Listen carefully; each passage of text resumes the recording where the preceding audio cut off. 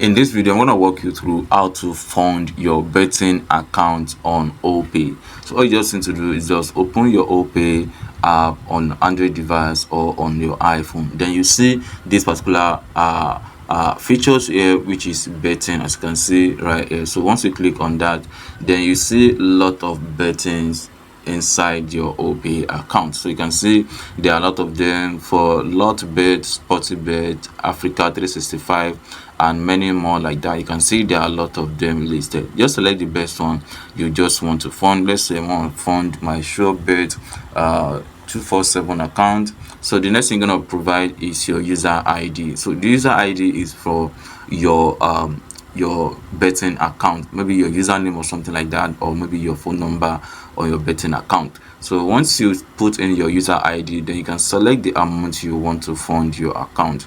So select the best amount you want to fund your account, from 100 naira, 500, 1000, 2000, 5000, 10,000. So just select the best one and then click on pay. Then the money will be deducted straight to your from your Opay account, and then your betting account will be funded without wasting your